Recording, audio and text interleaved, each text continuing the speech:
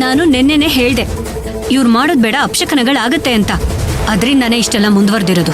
ಅಪಶಕುನ ಅಂತ ಹೇಳೋ ಮುಂಚೆ ತಪ್ಪು ಯಾರು ಮಾಡಿದ್ದಾರೆ ಅಂತ ತಿಳ್ಕೊಂಡ್ರೆ ತುಂಬಾ ಒಳ್ಳೇದು.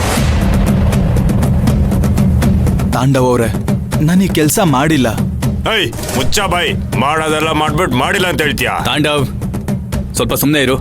ಧ್ರುವ ಆತರ ಹುಡುಗ ಅಲ್ಲ. ನೀವೇನ್ ಅಂಕಲ್, ಮೂರ್ತಿ ಹೊಡೆದಾಕಿದ್ ಯಾರು ಅಂತ ಕೇಳ್ದ ಅವ್ನು ಸುಮ್ಮನೆ ನಿಂತಿದ್ದ. ಅದೇ ಸಾಕ್ಷಿ ಬಂದ್ಮೇಲೆ ದೇವಸ್ಥಾನಕ್ಕೆ ಹೋಗಿದ್ದೆ, ಆದ್ರೆ ಅದಕ್ಕೊಂದು ಸಿಚುಯೇಷನ್ ಬಂತು ಅಂತಂದ. ಈಗ ರೌಡಿಗಳಂತ ಏನೇನೋ ಕತೆ ಕಟ್ತಾ ಇದ್ದಾನೆ. ಧ್ರುವ ಸುಳ್ಳು ಹೇಳಿ ಏನು ಸಾಧಿಸ್ಬೇಕಾಗಿಲ್ಲ. ಅವನ ಮೇಲೆ ಅಟ್ಯಾಕ್ ಆಗಿರೋದಂತೂ ಗ್ಯಾರಂಟಿ. ಆದ್ರೆ ಬಂದವರು ಆಂಟಿ ಹೆಸರು ಹೇಳಿ ಯಾಮಾರಿಸಿದಾರಷ್ಟೇ.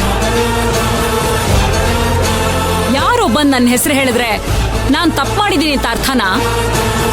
ಹೇಗೆ ಧ್ರುವ ತಪ್ಪು ಮಾಡಿದಾನೆ ಅಂತ ನಾನು ಸಾಕ್ಷಿ ಸಮೇತ ತಂದು ತೋರಿಸಿದ್ನೋ ಹಾಗೆ ನಾನೇ ಕಳಿಸಿದ್ದು ಅಂತ ಸಾಕ್ಷಿ ಸಮೇತ ತಂದು ನಿಲ್ಲಿಸಿ, ಆಗ ನಾನು ಒಪ್ಕೋತೀನಿ. ಯಾರೋ ನನ್ನ ಹೆಸರು ಹೇಳ್ದ ಅಂತ ಅಂದ್ಯಲ್ಲ, ಅವನ್ನ ಕರ್ಸು, ನಾನು ನೋಡ್ತೀನಿ. ನೀವು ಕಳ್ಸಿದ ಆಳುಗಳು ಇಲ್ಲೇ ಇರ್ತಾರೆ ಅನ್ಕೊಂಡಿದ್ದೀರಾ ಮೇಡಮ್? ಈಗ ಅವ್ರನ್ನ ಹುಡುಕಿದ್ರೆ ಸಿಗ್ತಾರೆ ಅಂತ ಅನ್ಕೊಂಡಿದ್ದೀರಾ? ಮುಚ್ಚ ಬಾಯಿ ಸಾಕು. ಯಾರನ್ನೋ ಕಳ್ಸಿ ನಿನ್ನ ಹೊಡ್ಸೋ ಅಷ್ಟು ಚೀಪ್ ನಾನಲ್ಲ. ಈ ಮಧುಮಿತಾ ಏನೇ ಇದ್ರೋ ಎದುರು ನಿಂತು ಮಾತಾಡ್ತಾಳೆ. ನಿನ್ ಹಾಗೆ ಬೆನ್ ಹಿಂದೆ ಚೂರಿ ಹಾಕೋ ಕೆಲಸ ಮಾಡೋದಿಲ್ಲ. ನಿಲ್ಸಿ ಮೇಡಮು, ನೋಡಿ ನಿಲ್ಲಿಸ್ತೀರಾ? ನಿಲ್ಸಿ. ಆಗ್ಲಿಂದ ನಾನು ನೋಡ್ತಾನೆ ಇವನಿ ಧ್ರುವ ಅವ್ರ ಬಗ್ಗೆ ಬಾಯ್ ಬಂದಾಗ ಮಾತಾಡ್ತಿದ್ದೀರಲ್ಲ. ಮೈನಾ ಅವರೇ ಸುಮ್ನಿರಿ. ಇಲ್ಲ ಧ್ರುವ ಅವರೇ, ಇಲ್ಲ. ನೀವ್ ಸುಮ್ನಿದ್ರೆ ನಿಮ್ ಬಗ್ಗೆ ಸುಮ್ನೆ ಏನಾದ್ರೂ ಒಂದು ಮಾತಾಡ್ತಾನೆ ಇರ್ತಾರೆ. ಓಹ್, ಏನಿದು ಹೊಸದಾಗಿ ನಾಟಕ ಬೇರೆ ಶುರು ಮಾಡ್ತಿದ್ಯಾ? ಯಾರ್ ನಾಟಕ ಮಾಡ್ತಿರೋದು? ನಾನಾ? ನನ್ ಮಗನಾ? ನನ್ ಸೊಸೆನಾ ಅಥವಾ ನನ್ ಮಗಳ? ಹೌದು, ನಿಮ್ ಮಗ್ಳು ಇಷ್ಟೆಲ್ಲ ಮಾಡಿದ್ದು.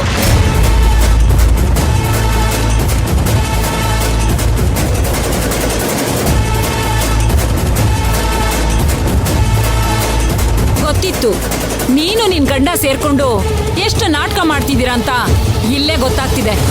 ಅಲ್ಲ, ನನ್ ಮಗಳೇ ತಪ್ಪು ಮಾಡಿರೋದು ಅಂತ ಏನಿದೆ ಸಾಕ್ಷಿ ನಿನ್ ಹತ್ರ? ರೀ, ನಮ್ ಮನೆಯವ್ರು ಒಬ್ಬೊಬ್ರು ಹೆಸರಿತ್ಕೊಂಡು ಅವ್ರ ಮೇಲೆ ಆಪಾದನೆ ವರ್ಷಕ್ ಬಂದ್ರೆ ಪರಿಣಾಮ ನೆಟ್ಟಿಗಿರಲ್ಲ. ಅಲ್ಲ ಸರ್, ನಾನ್ ನಿಜ ಹೇಳ್ತಿದ್ರು ನಿಮ್ಗೆ ಯಾಕೆ ಅರ್ಥ ಆಗ್ತಿಲ್ಲ? ಇನ್ ಹೇಗ್ ಹೇಳಿ ನಾನು?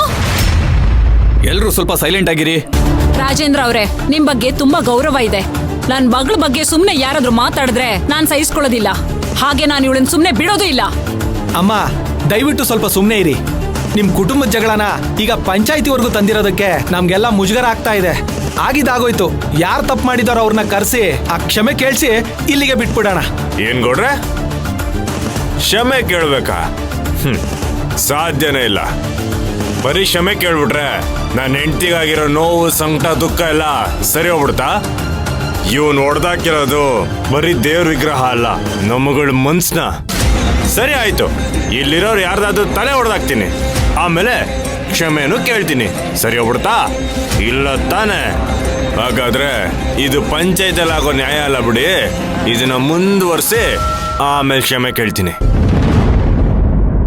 ತಾಂಡವ್ ಅಂಕಲ್, ಇಲ್ಲಿ ನ್ಯಾಯವಾಗಿ ಮಾತಾಡಂಗಿದ್ರೆ ಮಾತ್ರ ಮಾತಾಡಿ, ಇಲ್ಲ ಅಂದ್ರೆ ಸುಮ್ಮನಿದ್ಬಿಡಿ. ಅವಾಗಿಂದ ನೋಡ್ತಾನೆ ಇದ್ದೀನಿ, ಇವನು ನಮ್ಮಮ್ಮನ ಮೇಲೆ ಆಪಾದನೆ ಆಗ್ತಾನೆ ಇದ್ದಾನೆ, ಇವರು ನನ್ನ ತಂಗಿ ಮೇಲೆ ಆಪಾದನೆ ಆಗ್ತಿದ್ದಾರೆ. ಇದನ್ನೆಲ್ಲ ನೋಡ್ಕೊಂಡು ಸುಮ್ಮನೆ ಇರಕ್ಕಾಗಲ್ಲ.